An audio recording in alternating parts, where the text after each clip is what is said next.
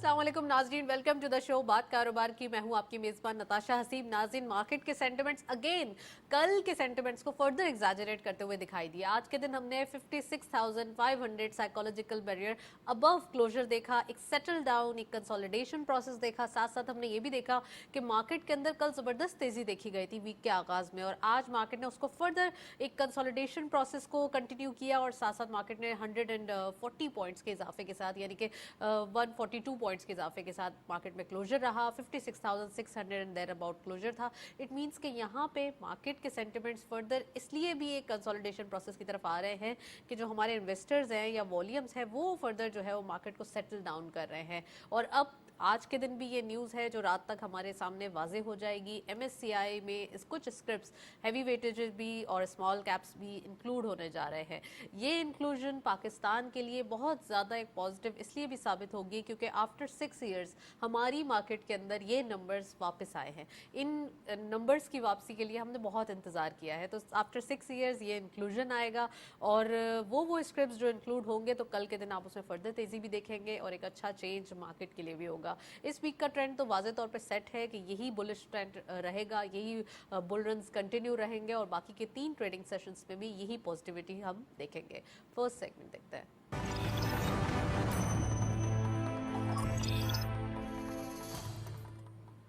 Topic of the day में आज हम बात करेंगे इकोनॉमिक इंडिकेटर्स के हवाले से। कौन कौन से इंडिकेटर्स हैं जो काफ़ी एक इंडिकेशन दे रहे हैं कि पॉजिटिव डायरेक्शन अब वाजे है।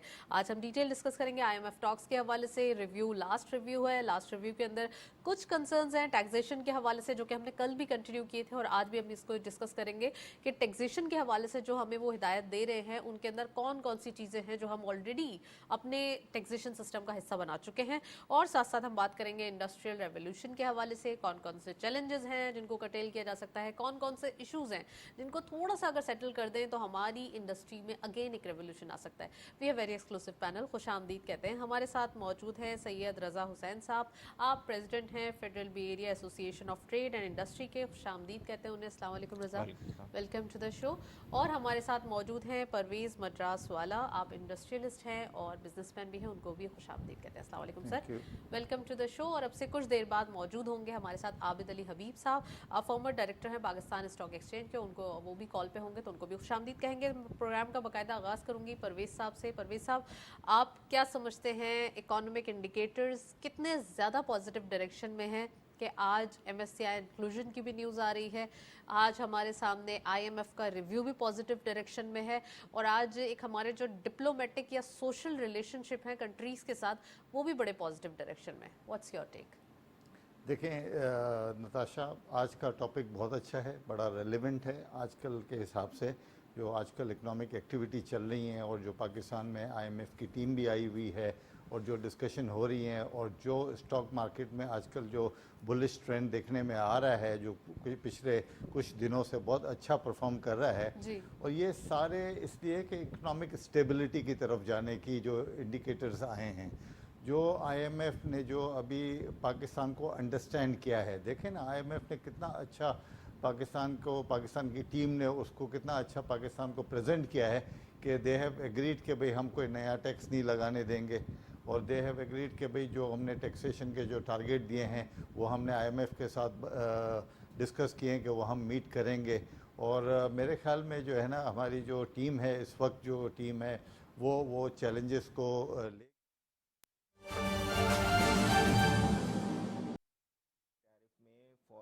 विंटर जो है ना कोई सब्सिडाइज रेट दे दिए, और वो नॉट फॉर द इंडस्ट्री। ये एक बहुत इंपॉर्टेंट चीज़ मैं बोल रहा हूँ कि सिर्फ इंडस्ट्री नहीं, हमें डोमेस्टिक सेक्टर को भी देना पड़ेगा। ऑल इन ऑल रीज़न क्या है? देखें, आपकी डिमांड कम है, अगर आप वो उस डिमांड को सिर्फ जनरेट करके लेंगे तो कैपेसिटी पेमेंट तो आपने देनी है। तो लोगों के जहन में एक परसेप्शन होता है कि हम इतना यूज़ कर रहे हैं, गर्मियाँ हो चाहे सर्दियाँ हो, हम ये इस्तेमाल कर रहे हैं, हमारे पास ये बिल आ रहा है, और although it is very expensive right now. अब आप समझते हैं कि सर्दियों के लिए पैकेज दे दें कि इस्तेमाल करें और सस्ती बिजली लें। एग्जैक्टली देखिए होगा क्या, अगर आप इस्तेमाल नहीं करेंगी तो कैपेसिटी पेमेंट आपने देनी है, वो खड़ी हो जाएगी। वो खड़ी हो जाएगी तो 2024 फर्स्ट क्वार्टर में आप फिर revision of the basic tariff कर रही होंगी, किस तरह उतारेंगी?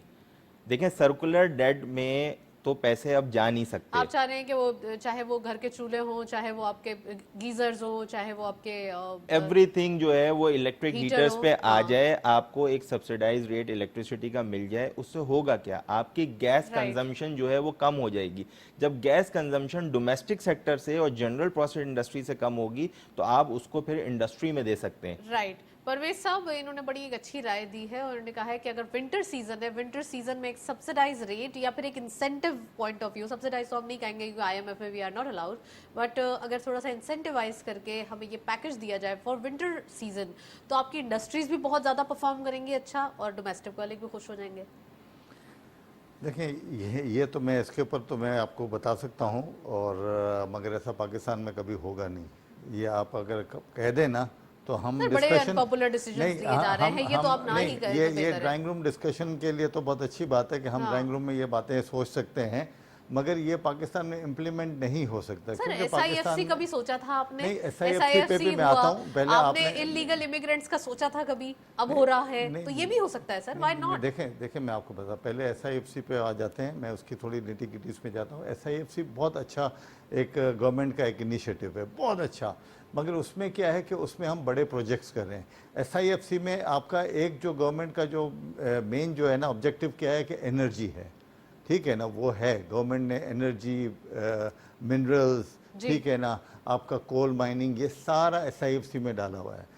जब ये एसआईएफसी आगे चलेगा, प्रोग्रेस होगा और उसके अंदर इन्वेस्टमेंट आएगी और उसकी जो डिलीवरेबल्स जो है ना आपको मिलना शुरू हो जाएंगी ना, तो आप देखेंगे कि उसके बाद से बहुत सारी चीज़ें जो है ना आपके जो जहन में है ना वो आपको मिलना शुरू हो जाएंगी। आपको बिजली भी मिलना शुरू हो जाएगी, ज़्यादा बिजली के प्लांट लगेंगे। और मैं चाहता हूँ कि जो भी है, स्पेशली इन कराची, आपको जो है ना छोटे छोटे है ना जो बिजली घर बनाने चाहिए और लोगों को प्राइवेटाइज करना चाहिए और फिर उनको देना चाहिए कि भाई आप ये बिजली के घर चलाएं और आप एक इंडस्ट्रियल जोन को सप्लाई करें और उनसे आप बिजली कलेक्ट करें और बिल भी कलेक्ट करें, रादर देन आपने जो है ना एक जो है ना उसको एंटिटी को दिया हुआ है कि वो बिजली भी प्रोड्यूस करे, गवर्नमेंट से इंसेंटिव भी ले, सस्ती बिजली गवर्नमेंट से ले, महंगी बेचे और फिर वो डिस्ट्रीब्यूशन के उनके जो फ्लॉज हैं वो भी आते रहें और इंडस्ट्री जो है ना वो सफ़र करे। आपकी इंडस्ट्री भी सफ़र हो रही है, सर, आपका इंडस्ट्रीज के एक्सपोर्ट पास भी एक सफ़र ऑप्शन है ना कि आप अल्टरनेट रिसोर्सेज का इस्तेमाल कर देखिए, सकते हैं। अल्टरनेट रिसोर्सेज में वो उनकी कैपिटल इन्वेस्टमेंट भी होती है, अल्टरनेट रिसोर्सेज में उनकी कैपिटल इन्वेस्टमेंट भी होती है। अल्टरनेट रिसोर्सेज जो होते हैं ना वो बात नहीं है कि वो बहुत इजी नहीं होते हैं, उसके अंदर बहुत सारी कॉम्प्लिकेशंस होती हैं। मगर आपको अगर बिल्कुल नॉन स्टॉप आपको पावर चाहिए, आपको इलेक्ट्रिसिटी बढ़ानी है, आपको आईटी इंडस्ट्री में जाना है, आपको इलेक्ट्रॉनिक्स में जाना है, आपको यहाँ उस किस्म की हाईटेक इंडस्ट्री बनानी है, तो फिर आपको नॉन स्टॉप आपको एनर्जी चाहिए होती है। इसके बगैर ना आपकी यहाँ इंडस्ट्री नहीं ग्रोथ होगी। आपको लोगों को फैसिलिटेट करना होगा ताकि वो आपको अभी नॉन देखें स्टॉप ना, बिजनेस भी करके फैसिलिटी हमें लोगों को देनी नहीं है। हम चाहते हैं कि भाई इंडस्ट्रियल ग्रोथ भी हो जाए, हम चाहते हैं कि लोग पैसे भी लगा दें, हम चाहते हैं कि भाई अच्छा एसआईएफसी में क्या है कि एसआईएफसी में हम बड़े टारगेट हमने देखे सेट किए हुए हैं कि हम बड़े इन्वेस्टर को लेके आएंगे, मिलियंस ऑफ डॉलर्स वाले इन्वेस्टर को लेके आएंगे। हम 5 साल के अंदर जो है ना हमारे पास तकरीबन 100 बिलियन का हमारा टारगेट है कि 100 बिलियन के हमारे पास इन्वेस्टमेंट हो जाए। 100 बिलियन के इन्वेस्टर को लाना और फिर उनके इन्वेस्टमेंट को यहाँ आके मैच्योर करना ना, तो उसके अंदर 2-3 साल 4 साल लग जाते हैं ना। तो हमें क्या करना चाहिए कि उसके साथ साथ एक मिनी एसआईएफसी भी करना चाहिए जिसमें शॉर्ट टर्म होना चाहिए, जिसमें हम मीडियम साइज जो इन्वेस्टर हैं या मीडियम साइज जो फैक्ट्रीज हैं उनको इंसेंटिव देना चाहिए। और दूसरी मैं कहता हूं कि जो हमारी अभी इंडस्ट्रियल बेस है, एग्जिस्टिंग इंडस्ट्रियल बेस, हमें चाहिए कि उनको भी हमें सपोर्ट करना चाहिए। रज़ा ने बहुत अच्छी बात की कि भाई अगर ये विंटर में डिमांड कम हो जाती है ना, तो जब डिमांड कम हो जाती है तो हम उसको ज़्यादा सेल करें, हम उसको ज़्यादा सेल करके ना हमारी इंडस्ट्रियल एक्टिविटी को हम ड्यूरिंग दैट टाइम हम इतना बढ़ा दें कि हम हमारे जो एक्सपोर्ट के टारगेट है ना हम उस टाइम पे पूरा कर लें।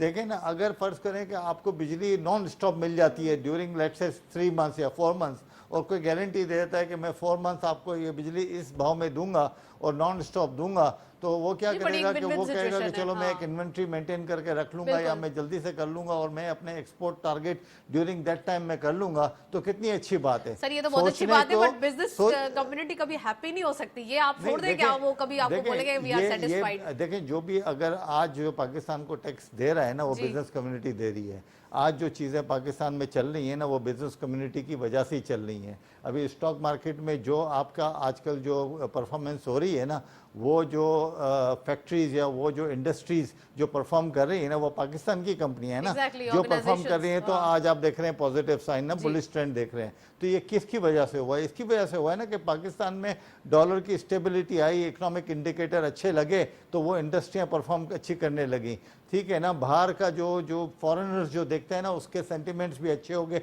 और पाकिस्तान को ऑर्डर मिलना शुरू हो गए। तो ये सारी और SIFC में भी जो आपकी इन्वेस्टमेंट आ रही है वो पॉजिटिव साइन देख के ही आ रही है, विदाउट लुकिंग एट कि भाई आप पाकिस्तान को बिल्कुल ऐसा करते कि अंधेरा डाक कर दें और लोगों को बोलो कि आके यहाँ सुई ढूंढो अंधेरे में, तो कौन आएगा सुई ढूंढने के लिए? आप यहाँ रोशनी दिखाएंगे, आप यहाँ रोशनी दिखाएंगे तो रोशनी दिखाएंगे तो आपको सुई दिखेगी, अंधेरे में सुई भी नहीं मिल सकती। तो यहाँ बात दरअसल ये कि अगर इंडस्ट्रियलिस्ट और बिजनेस आपने बिजनेसमैन का बोला है, तो बिजनेसमैन के बगैर जो अभी टैक्स मिल रहा है, जो 9,000 का जो टारगेट दिया हुआ है टैक्स का, ये बिजनेसमैन ही देगा आपको। यहाँ ऐसा नहीं है कि ये 9,000 जो टारगेट आपको IMF का दिया हुआ है ये वैसे ही जो है ना कोई ऐसा बॉल है कि उसको देख के नहीं, बिजनेसमैन ही देगा। आप बिजनेसमैन को ये नहीं कह सकते कि बिजनेसमैन बहुत डिमांडिंग है। बिजनेसमैन को उसके अगेंस्ट काम मिल रहा है, ये भी तो आप जरा किसी दिन डिबेट करें ना। नहीं, बिजनेसमैन को सर, बिजनेसमैन कभी भी बिजनेस नहीं करेगा जब तक उसे फायदा ना हो। देखिए कभी भी आप एम्प्लॉयमेंट तो ऐसे ही नहीं दे सकते ना, आप एम्प्लॉयमेंट जब भी जनरेट करते हैं जब आप भी प्रॉफिट में होते हैं। मेरा आपसे पूछूंगी, IMF का लास्ट रिव्यू है, अभी ये देखा गया है कि थोड़ा सा टैक्सेशन के अंदर रिफॉर्म्स बाकी हैं, बाकी तमाम चीज़ों की एप्रिसिएशन, जैसे कि परवेज साहब ने स्टार्ट में ही कहा था कि जो हमारी फाइनेंस टीम है they are doing very well. उनकी जो निगोशिएशन पावर है या जो उनका निगोशिएशन स्टाइल था वो इतना ज़बरदस्त था कि स्टार्टिंग में ही IMF सेटिस्फाइड है और IMF के कोई इश्यूज़ नहीं आए, जो कि एक बहुत ज़्यादा एक हीटअप होते हुए हमने लास्ट 2 years बैक भी देख ले या अभी भी देख ले तो बड़ा इश्यूज़ देखे थे हमने। आपको क्या लगता है टैक्सेशन रिफॉर्म्स कैसे होने चाहिए? इन्होंने कहा बिजनेस कम्युनिटी हमेशा टैक्स देती है, बिल्कुल देती है, देना भी चाहिए, क्योंकि इंडस्ट्रीज टैक्सेस देंगी तो हमारा टैक्स टारगेट्स भी कंप्लीट होंगे। और कौन लोग हैं जिनको टारगेट करना चाहिए? देखिए, पहली चीज़ ये कि इसमें कोई शक नहीं है कि IMF से अच्छी नेगोशिएशंस हो रही हैं और ऑन अ लाइटर नोट हमें ये भी समझ लेना चाहिए कि we are not in a position to negotiate also. हमें एटलीस्ट वो जो IMF की डिमांड्स हैं वो पूरी करनी ही है बाय ऑल मींस। दूसरी चीज़ ये कि जो टैक्सेशन नेट है मैं समझता हूँ उसका दायरे कार बढ़ाने की ज़रूरत है और जैसे परवेज साहब ने भी कहा कि इस वक्त ऑलरेडी मैं यहाँ आपको इंटरप्ट करूंगी, हमारे साथ ओवरकॉल शाहिद अली हबीब साहब ने हमें ज्वाइन किया है। आप CEO हैं आरिफ हबीब लिमिटेड के, उनको खुशामदीद कहते हैं। अस्सलाम वालेकुम sir, welcome to the show. जी thank you so much, thank you for having me. Sir सबसे पहले ये बताइए, अगेन आज एक माइलस्टोन है जिसके ऊपर आपको हमेशा हम जब भी दावत देते हैं प्रोग्राम के अंदर, तो मार्केट की जो एक परफॉर्मेंस है वो बहुत ज़बरदस्त होती है। तो आज भी हम देख रहे हैं कि 56,500 साइकोलॉजिकल बैरियर से अबव क्लोजर हुआ है, एक अच्छा चेंज दिखाई दे रहा है। स्टॉक मार्केट के लिए क्या रिव्यू है आपका? जी, जैसे मैंने आपको नताशा पहले भी कहा था कि मार्केट में कॉन्फिडेंस आना शुरू हो गया है और जो इंटरेस्ट रेट इन्वायरमेंट जो ईज होने लगा है इंशाल्लाह, और जो IMF का जो रिव्यू चल रहा है उस पर भी बहुत ज़्यादा कॉन्फिडेंस है इन्वेस्टर्स को। तो हमारे लिए ये बहुत दो चीज़ें इम्पोर्टेंट है। इसके अलावा जो रिफॉर्म्स हुए हैं ऑन दी एनर्जी सेक्टर, जिसकी में गैस की प्राइस और इलेक्ट्रिसिटी की प्राइस में अब कोई भी सब्सिडी नहीं है, ये भी एक बहुत ही इम्पोर्टेंट डेवलपमेंट है। तो ये मैक्रो साइड पे जो चीज़ें हुई हैं ये बहुत ही ज़्यादा अच्छी हुई हैं। इसके अलावा जो कॉर्पोरेट प्रॉफिटेबिलिटी में जो ग्रोथ हुई है इस दफ़ा सितंबर के रिजल्ट में, वो भी 40-45% की ग्रोथ हो गई है। तो ये सारी चीज़ें जो हैं बहुत ज़्यादा कॉन्फिडेंस इन्वेस्टर्स को दे रही हैं और जिसकी वजह से जो कन्वर्जन है फिक्स इनकम से वो इक्विटीज की तरफ हो रहा है। राइट सर, MSCI इंक्लूजन के ऊपर क्या कहते हैं आप? MSCI का रिव्यू भी आज है और पता चल जाएगा कल तक के कौन कौन सी कंपनीज है, कौन कौन से स्क्रिप्ट से जो एडिशन हो रहे हैं। तो आपका क्या रिव्यू है? आपको क्या लगता है कौन कौन से जो एक ल्यूक्रेटिव है, मैं नाम नहीं लूँगी, आपको लगता है कि वो सेक्टर्स कौन से हैं?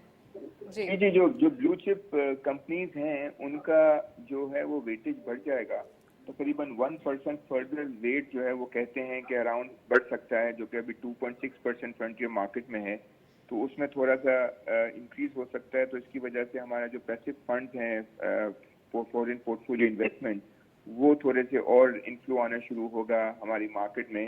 बट अब आपको पता है ना कि हमारे यहाँ फॉरेन पोर्टफोलियो इन्वेस्टमेंट बहुत कम हो गई है, और वो ज़्यादा उसका ज़्यादा वेट और उसकी जो पहले जिस तरीके से वो एंकर रोल प्ले करते थे वो अब नहीं कर रहे। अब हमारे लोकल इन्वेस्टर्स भी बहुत ज़्यादा प्रोमिनेंट हैं। तो मेरा ख्याल से ये डेफिनेटली एक ट्रिगर ज़रूर होगा मार्केट के लिए, बट जो है वो वैल्यू क्रिएट करने वाले हमारे ही इंश्योरेंस सेक्टर और हमारे जो म्यूचुअल फंड्स हैं और बैंकिंग सेक्टर जो है, जो इन्वेस्टर्स हैं वो ज़्यादा, और हाई नेटवर्थ इंडिविजुअल्स हमारे, वो ज़्यादा इंपॉर्टेंट है। तो फॉरेनर्स क्या अपनी कोई वापसी करेंगे यहाँ पर, क्योंकि 2017 के बाद अब तक कोई खातिर ख्वाह एक अच्छी बाइंग नहीं देखी गई है। तो शाहिद साहब, आपका क्या रिव्यू है ये MSCI इंक्लूजन के बाद? क्या फॉरेनर्स भी थोड़ा सा रुख करेंगे हमारी मार्केट का? जो आउटफ्लो का था ना, जो मेजर रीजन आउटफ्लो का था वो रुपी डिवैल्यूएशन का था जी। तो अभी आप देख रही है ना कि रुपी डिवैल्यूएशन इतनी ज्यादा नहीं हो रही, और हम जो है रुपी डॉलर पैरिटी के ऊपर अगर हम काबू पा लेते हैं, अगर उसकी स्टेबिलिटी रहती है, तो फॉरेन इन्वेस्टर्स मुझे लगता है वापस आ सकते हैं। सो मुझे लगता है कि अगर हमारा डिवैल्यूएशन अगर 6-7% से ज़्यादा नहीं होता, तो फिर we are fine, we can see more foreign investment in Pakistan इंशाल्लाह। चलें, अच्छा अब मार्केट की लास्ट में आपसे क्वेश्चन कर रही हूँ। मार्केट के हवाले से नंबर्स क्या दिखाई दे रहे हैं अभी? ये जो एक रिदम 36% मार्केट में एक तेज़ी देखी गई है, आने वाले दिनों के लिए आपकी क्या रिकमेंडेशंस हैं, या क्या मार्केट के अंदर आप कितनी गुंजाइश देखते हैं? क्योंकि नंबर्स ऑलरेडी हाई आ चुके हैं, कुछ लोग कह रहे हैं कि करेक्शन होगी। जैसे ही इंटरेस्ट रेट एनवायरनमेंट हमारा जब बेहतर होगा, तो हमारा जो प्राइस अर्निंग मल्टीपल है ना, वो बेहतर हो जाएगा इंशाल्लाह। तो प्राइस अर्निंग मल्टीपल जो है हमारा अभी भी 4.5 के करीब है, और ये 5, 5.25, 5.5 के करीब मल्टीपल हो सकता है। तो जो है ना, वो मुझे लगता है कि आगे चीज़ें जो है ना और बेहतर हो जाएंगी। चलिए sir, thank you so much, आपने प्रोग्राम में ज्वाइन किया, काफ़ी डिटेल डिस्कशन, और यकीनन अभी बहुत सारे सवालात जो मेरे जहन में थे, लेकिन we are running out of time. हमारे साथ रज़ा मौजूद है, परवेज़ मद्रास वाला मौजूद है, उनसे मज़ीद बात करते हैं। रज़ा, आपसे ही बात हो रही थी इंडस्ट्रीज़ के हवाले से, प्लीज़ कंटिन्यू कीजिए। टैक्सेशन एक्ट की बात हो रही थी। मैं समझता हूँ कि टैक्सेशन का जो दायरा कार है ना, उसको बढ़ाना चाहिए, और जो सैलरीड पर्सन है उस पर थोड़ा सा देखना चाहिए। जो टैक्स नेट इस वक्त मौजूद है ना, वो मैं समझता हूँ कि काफ़ी हायर साइड पे है, और उसको बहुत ज़्यादा नहीं तो कुछ ना कुछ रिव्यू की ज़रूरत है। दूसरी चीज़ मैं कहूँगा कि देखिए, आप टैक्सेशन बढ़ाना चाहते हैं तो उसके दो सूरतें हो सकती हैं। अगर आपके बिज़नेस फ्लरिश करने लगे तो टैक्सेशन का नेट वैसे ही बढ़ना शुरू हो जाता है, और वो करने के लिए थोड़े से आप समझ लीजिए कि इंडस्ट्रियलाइजेशन रिफॉर्म्स की ज़रूरत है हमें, जो कि गवर्नमेंट चाहे तो कोई अच्छी पॉलिसीज़ लॉन्च कर सकती है। जैसे कि SIFC की बात हो रही है, और बहुत बड़े पैमाने पे हैं। मतलब परवेज़ साहब ने भी कहा कि जी वो large industry, large scale investment की हम बात करते हैं, फॉरेन इन्वेस्टमेंट की बात करते हैं, बिल्कुल। लेकिन अगर हम माइक्रो पर्सपेक्टिव पे देखें तो हमारा जो SME सेक्टर है ना, इसको कभी भी बहुत ज़्यादा फोकस नहीं किया। तो अगर हम इसके लिए कोई अच्छे रिफॉर्म्स इस वक्त ले आएँ तो ये वो सेक्टर है बहुत अच्छा परफॉर्म कर सकता है, और जो आज स्मॉल इंटरप्राइजेस है वो कल मीडियम में कन्वर्ट हो जाएगी, जो मीडियम में कन्वर्ट हो जाएगा, और ऑफ कोर्स जो आपका आज टैक्स नेट इनसे आ रहा था वो बढ़ जाएगा। तो ये एक पॉजिटिव सोच हो सकती है टैक्स नेट को बढ़ाने के लिए, लेकिन उसके लिए कोई बहुत अच्छी पॉलिसीज़ लेके आनी चाहिए। देखिए, हमेशा आती रही हैं। मैं एक चीज़ कहूँगा कि SME की हम प्लांट एंड मशीनरी की लेके आए हैं, और इससे पहले भी 2018 में, 2019 में भी स्टेट बैंक ने दी थी, 6% पे दी थी, और बहुत सारे लोगों ने अवेल भी की। देखिए, इस वक्त पाकिस्तान बहुत ज़्यादा मुतहर्रिक इस चीज़ का नहीं है कि आप अपना फॉरेन एक्सचेंज बाहर भेजें, और बिलखुसूस उस चीज़ पे बाहर भेजें कि जी गवर्नमेंट आपको लैंड करे, और लैंड करने के बाद सब्सिडाइज रेट 6% दे, और ख़ुद जो है ना 22% पे उसको रीपे करे। मेरी एक सजेशन है जो कि मैं मुख्तलिफ बिज़नेस फोरम पे आजकल लोगों को समझाने की कोशिश कर रहा हूँ कि देखिए, रिफॉर्म्स इस किस्म के आने चाहिए, पॉलिसीज़ इस किस्म की आनी चाहिए कि आपकी इस वक्त जो सबसे बड़ा ऑब्स्टिकल है ना एक SME के सामने, वो construction of the new factory. या expansion of the new factory, जो सिविल कंस्ट्रक्शन कॉस्ट है ना वो बियॉन्ड लिमिट्स चली गई है। अगर हम कोई ऐसे रिफॉर्म्स लेके आए कि आप पाक रुपीज़ में लैंडिंग कर रहे हैं और वो पाक रुपीज़ में ही पाकिस्तान में यूज़ हो रहा है। फॉर एग्जांपल, अगर आप कंस्ट्रक्शन के लिए, एक्सपेंशन के लिए, अपने setting up for new units के लिए बात करते हैं, तो आपके पास बहुत सारा लैंड नूरियाबाद का पड़ा हुआ है, साइड सुपर हाईवे का पड़ा हुआ है, इधर कोरंगी इंडस्ट्रियल उसमें पड़ा हुआ है। तो ये सारी चीज़ें जो है ना इंडस्ट्रियलाइजेशन की तरफ चला जाएगा, और जो आप लैंडिंग कर रहे हैं वो पाक रुपीज़ में ही कर रहे हैं, जो उसको स्पेंड कर रहे हैं वो भी हम पाक रुपीज़ में ही कर रहे हैं। जो कि आप सीमेंट सरिये से लेके लाइटें और केबल और हर चीज़, स्विचेस, फ्लोरिंग, मार्बल, हर तरह फर्नीचर पे यहीं पे यूटिलाइज होगा, और लोग अपने पैसों से जो फिर ज़रूरत की चीज़ें हैं ना वो खुद जाके इंपोर्ट करना शुरू कर दें। तो उससे जो फॉरेन एक्सचेंज है, जो बाहर जाने वाला क्वांटम है, वो किसी हद तक महदूद रह जाएगा। देखिए, हम इस किस्म की पॉलिसीज़ पहले भी ला चुके हैं और इसमें कोई बुरा मानने की बात नहीं है। ट्रफ आया था, नहीं, सजेशंस होनी चाहिए, और सजेशंस अगर सही होंगी तो फाइनेंस टीम बैठी है, फाइनेंस टीम के पास तमाम प्रपोजल्स भी मौजूद है। जो चीज़ सही है, जो चीज़ हमारे मुल्क के मफाद में है, जो चीज़ हमारे इंडस्ट्रीज़ के लिए अच्छी है, वो ज़रूर इस चीज़ को कंटिन्यू करेंगे। मैं परवेज़ साहब से पूछूंगी। परवेज़ साहब, बड़े सारे एक रेवोल्यूशंस की बात भी हो रही है, और बड़ा क्रिटिक्स भी होता है, बहुत सारी शिकायतें भी होती हैं, लेकिन कुछ अच्छे काम भी हो रहे हैं। बहुत अच्छा एक वक्त आया है जो कि हम थोड़ा सा कंपेयर करें अगर पिछले 2 ईयर्स से या 3 ईयर्स से, तो बड़ा एक अच्छा वक्त है, अल्लाह का शुक्र है। अब आपको क्या दिखाई दे रहा है इंडस्ट्रीज़ के हवाले से कि जो अभी हमारी तैयारी है, या जो अभी हमारी स्पीड है, या जितने भी मेजर्स लिए गए, जितने भी काम किए गए, जितने भी हमने तैयारी की, वो कितनी ज़्यादा आने वाले दिनों में हमें फ्रूटफुल रहेगी? देखिए, मैं पहले भी आपके प्रोग्राम में मैं काफ़ी दफ़ा ये बात कर चुका हूँ कि हमारे मुल्क में अगर इंडस्ट्रियल रेवोल्यूशन लाना है तो आपकी जो पॉलिसीज़ है ना वो आप उसको लॉक कर दें 5 साल या 10 साल तक। कंसिस्टेंट होनी चाहिए, कंसिस्टेंसी होनी चाहिए। ऐसा नहीं कि हर साल बजट आ रहा है, ये नया सरप्राइज़ आ रहा है, एक साल फिर मिनी बजट आ रहा है, नया सरप्राइज़ आ रहा है, फिर एक साल के बाद फिर एक नया सरप्राइज़ आ रहा है।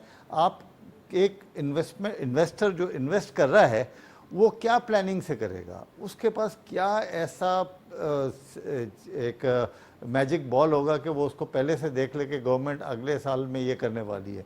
अगर आप उसको बोल देंगे 5 साल की ये प्लानिंग है, ये टैक्स होंगे, ये इंडस्ट्रियल पॉलिसी होगी, आपको 5 साल तक हम तंग नहीं करेंगे या 10 साल तक तंग नहीं करेंगे, तो वो इन्वेस्ट भी करेगा। देखें, आप फैक्ट्री अगर लगती है, पॉलिसी तो होती है लेकिन उसकी कंसिस्टेंसी मैटर करती है, और इस बार यही बात हो रही है कि जो पॉलिसीज बन जाएं वो कंसिस्टेंट रहें फॉर 5 इयर्स 10 इयर्स, ताकि जो इकोनॉमिक रिवाइवल है वो मुमकिन हो। इसी पे मैं आ रहा। तो अगर हमें ये मिल जाए कि भाई ये आपकी 5 साल या 10 साल के लिए पॉलिसी फिक्स होगी, या ये हमारे टैक्सेशन फिक्स होंगे, क्योंकि जैसे इंडस्ट्री लगती है आज नहीं, तो ये आपको पता है कि एक दिन में या 2 दिन में तो नहीं लगती है। उसको अगर बनाने में 1 साल या 2 साल तो लगता है, 2 साल लगते हैं। फिर आपने उसको बेसिक आपने इंडस्ट्री को आपने शुरू किया, आपने प्रोडक्शन शुरू की, तो उसको मेच्योर होने में 1 साल लगता है, तो 3 साल तो वैसे ही चले गए। तो अगर आपकी हर साल अगर पॉलिसीज़ चेंज होती हैं तो आप किस तरह से वो जो इन्वेस्टर उसकी प्लानिंग करेगा। और फिर यहाँ जो रोलर कोस्टर होती हैं, तो अब जो ये मौका आया है, अब जो है ना गवर्नमेंट बहुत सीरियसली सोच रही है।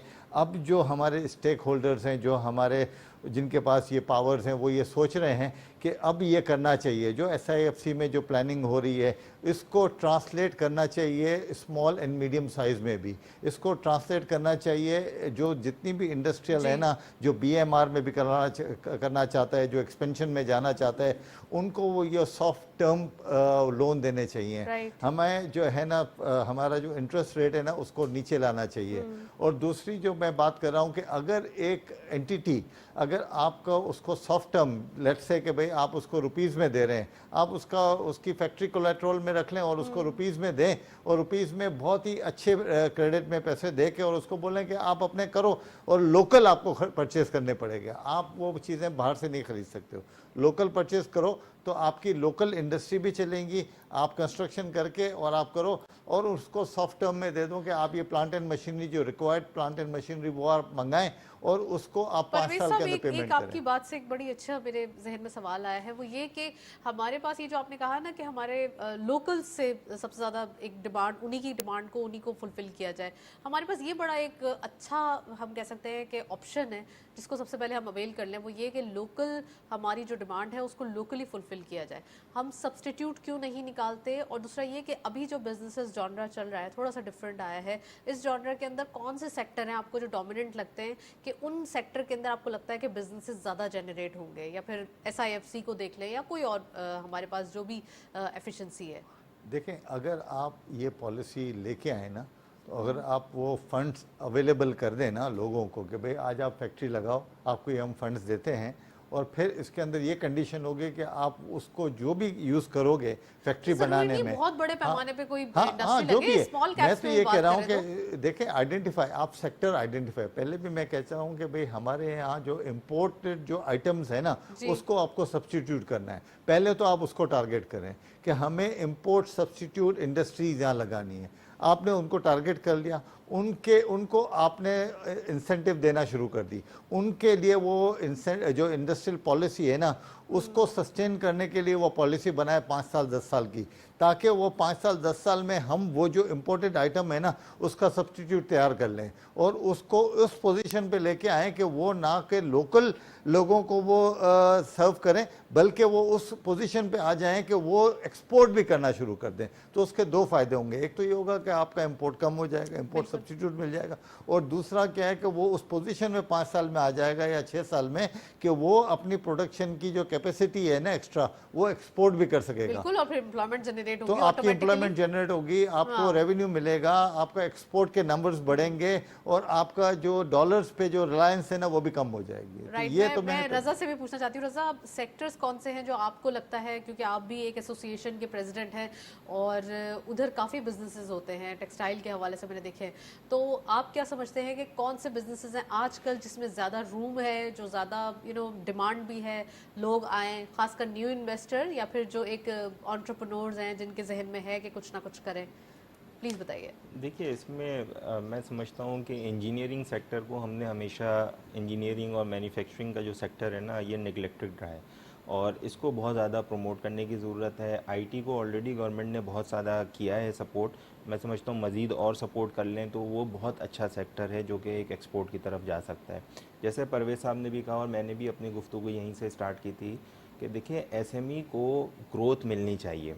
अच्छा, जब एसएमई ग्रोथ मिलेगी ना, तो ज़रूरी नहीं है कि जो प्रोडक्ट वो बना रही है उसी में वो एक्सपेंशन लेके जाएगी।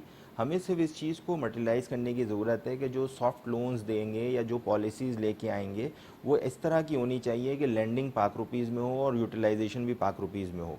तो उसमें देखें, अगर कोई भी आज एक्सपेंशन पे जाता है ना, तो मैं आपको कैटेगोरिकल बता रहा हूँ, परवेज़ साहब भी यहाँ बैठे हुए, कि प्लांट एंड मशीनरी की कॉस्ट कम है, कंस्ट्रक्शन की कॉस्ट ज़्यादा है आज के दौर में जी। अगर आप समझ लीजिए कि आप 40,000 स्क्वायर फीट की कंस्ट्रक्शन करने जाएं ग्राउंड+2 की, तो वो एक बहुत ज़्यादा क्वांटम ऑफ अमाउंट है कंपेयर टू दी उस पे जो प्लांट एंड मशीनरी या प्रोडक्शन हो रही बहुत होगी। सारी जगह ऐसी होती है जहाँ पे इन्वेस्टर्स मौजूद होते हैं लेकिन कोई बिजनेस करने वाले प्रॉपर नहीं होते, और कुछ जगह ऐसी है जहाँ बिजनेसेस, आपने बताया ना कि लैंडिंग पॉइंट ऑफ व्यू चाहिए, कोई ना कोई लेंडर चाहिए, अदरवाइज काम नहीं होगा। तो क्यों ना गवर्नमेंट SIFC की तरह कोई ऐसा प्लेटफॉर्म भी मुहैया कर दे जिसमें दोनों आपको मैसर हो कि अगर ऐसा है तो आपको इन्वेस्टर भी अवेलेबल है। देखिए, ये तो बहुत ही खुशाइन बात है कि अगर इस तरह हो जाए, लेकिन सवाल ये है कि ये तो प्लान आउट होते और चीज़ आते आते टाइम लग जाएगा। हम तो इस चीज़ को कह रहे हैं कि देखें, इस वक्त एक अच्छी गवर्नमेंट है, एक न्यूट्रल सिस्टम चल रहा है, how long it will carry out ये तो किसी को नहीं पता, लेकिन अगर इस दौरान कोई एक अच्छी पॉलिसीज़ आ जाएं तो क्या होगा कि हर इंडस्ट्री एक्सपेंशन की तरफ चली जाएगी। देखिए, बात यह है कि इस वक्त आपके पास अगर इंडस्ट्रियल लैंड्स की अब बात करें ना, तो मैं समझता हूँ कि बहुत ज़्यादा जो मेच्योर इंडस्ट्रीज़ डेडिकेटेड एरियाज़ हैं ना, वो खाली पड़े हैं आपके पास। आप नूरियाबाद में चले जाएं, 50% ऑक्यूपेंसी नहीं है। साइड सुपर हाईवे में चले जाएं, 50% ऑक्यूपेंसी नहीं है। क्या वजह है उसकी? कि इस वक्त कंस्ट्रक्शन कोई करने का सोच ही नहीं सकता। कहते हैं यार जो चल रहा है वही अच्छी बात है, इसी को स्टेबल रखो, इसी को ग्रोथ दे दो। लेकिन अगर हम उसकी इंडस्ट्रियलाइजेशन की तरफ करेंगे ना, देखें कोई बंदा कोलेट्रल रखवा के, जैसे परवेज साहब ने कहा कि लोन तो उसके बगैर मिलेगा नहीं, जब आपने कोलेट्रल रखवा के कंस्ट्रक्शन की है तो खाली तो कोई नहीं छोड़ेगा ना उसको अल्टीमेटली कोई बाहर का इन्वेस्टर आके कोई पार्टनरशिप में काम करेगा, नहीं तो आप खुद एक्सपेंड करेंगे और काम करेंगे।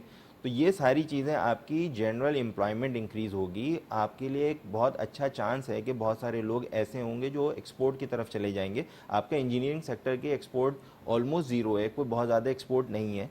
उस सेक्टर को दिया जा सकता है, उस पर कोई रिबेट्स दिए जा सकते हैं। देखिए, जब तक आप कोई ऐसे रिफॉर्म्स नहीं लेके आएंगे, कोई ऐसी इंसेंटिव नहीं लेके आएंगे, तो लोग रिस्क भी कैरी आउट नहीं करेंगे। रिस्क तो उस वक्त कैरी आउट किया जाता है जब आगे कोई अच्छी चीज़ दिख रही होती है। तो मैं समझता हूँ वक्त अच्छा है, चीज़ें अच्छी हैं, मार्केट ट्रेंड अच्छे चल रहे हैं, ठीक है, डॉलर में करेक्शन आती रहती है, लेकिन अगर कोई अच्छी स्टेबल पॉलिसी आ जाए for small and medium enterprises तो ये बहुत ज़्यादा अच्छा हो जाएगा।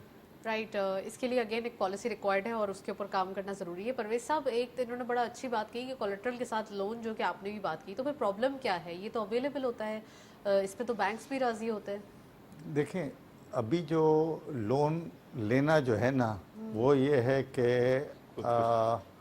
आप जो इंटरेस्ट रेट है ना, उस रेट पे आपका कोई बिजनेस वायबल नहीं होता है। नहीं तो सर, इंटरेस्ट रेट की थोड़ी सी एक, अगर मैं आपकी सवाल से ही पहले सवाल कर दूं कि अभी 2 महीने के बाद सुनने में ये आ रहा है और वाज़े तौर पे दिखाई भी दे रहा है, जो सर्कमस्टांसेस हैं वो इस चीज़ को सपोर्ट कर रहे हैं कि रिडक्शन कंपलसरी है और रिडक्शन होगा और पॉलिसी ट्रेंड नेगेटिव डायरेक्शन में जाएगा, यानी कि डाउन साइड जाएगा। तो आपको नहीं लगता उसके बाद थोड़े से जो भी ये मसाइल हैं काइबोर और इसके साथ, अगर इंटरेस्ट रेट के साथ, मसला सॉल्व हो जाएगा? हमारे यहाँ जो पाकिस्तान में जिस तरीके से जो हालात चल रहे हैं ना, उसमें अगर इंटरेस्ट रेट सिंगल डिजिट पे आएगा तो ही जो है ना इंडस्ट्री वायबल होगी। बिकॉज आपकी इंडस्ट्री चलाने के लिए जो कंपोनेंट्स है ना, वो वैसे ही जो है ना बहुत ज़्यादा हाई हैं। आपकी इनपुट कॉस्ट है ना, अगर आप बिजली की देखें तो बिजली की कॉस्ट बहुत ज़्यादा है, आपकी कॉस्ट ऑफ कंस्ट्रक्शन बहुत ज़्यादा है जिसके ऊपर आप डेप्रिसिएशन लगाते हैं। आप बाहर से अगर मशीनरी मंगाते हैं, उसको डॉलर टर्म में कन्वर्ट करके मशीनरी को इंपोर्ट करते हैं, तो उसकी कॉस्ट बहुत ज़्यादा पड़ जाती है। अगर आप उससे आप इंडस्ट्रियल प्रोडक्शन करते हैं। आप लोगों ने जिक्र किया कि टर्फ और ये भी तो इतना दिया तो गया था ना लोगों को, उस वक्त भी तो लोगों ने इतनी इंपोर्ट करके नुकसान ही पहुंचाया ना एक तरीके से। दिया गया था तो वो एक लिमिटेड सेक्टर को दिया गया था। Exactly, कितना नुकसान हुआ उससे, वो आप भी जानते हैं, हम भी जानते हैं। कुछ लोगों को दिया गया था, कुछ लोगों को बेनिफिट चला गया। देखें, मगर उसके अंदर कोई नो डाउट कि वो बेनिफिट गया टर्फ फाइनेंसिंग से। उन्होंने मशीनरी तो लगाई ना, मशीनरी तो लगी, कैपेसिटी बिल्डिंग तो हुई, कैपेसिटी तो बढ़ी ना।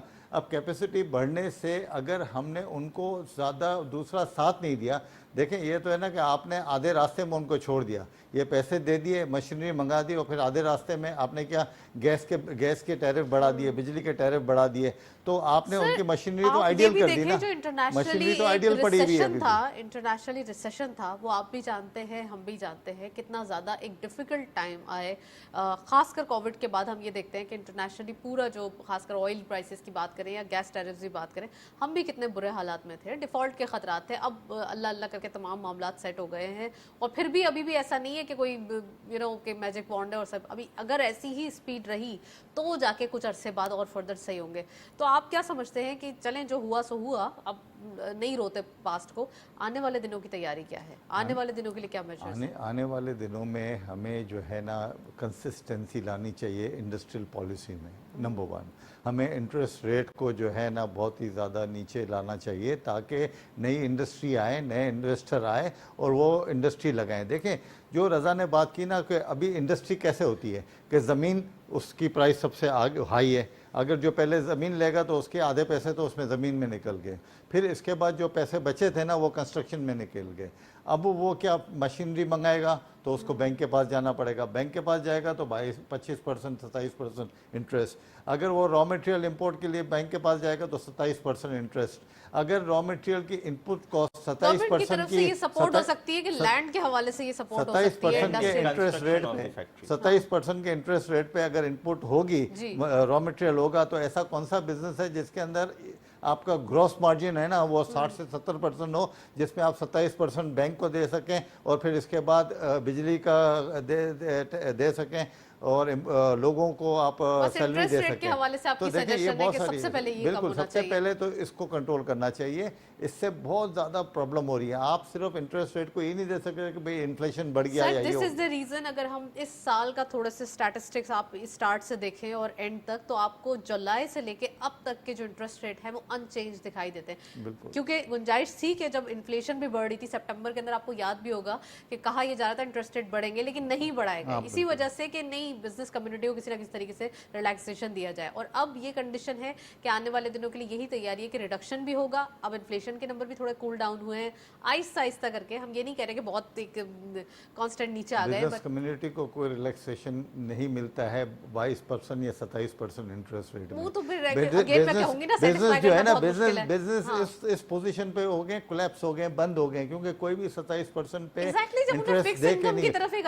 अभी जो सबसे अच्छा बिजनेस चल रहा है ना नताशा, सबसे अच्छा बिजनेस चल रहा है ना, वो क्या है कि वो कैपिटल बैंक में रखा दो और आपको 22% उस पर इंटरेस्ट मिल जाए, और फिक्स इनकम मिल जाए, ना कुछ करना, ना फैक्ट्री चलानी, ना बिजली का बिल भरना, कुछ भी नहीं करना, बस वो पैसे रखा दो और 22% इंटरेस्ट खा लो।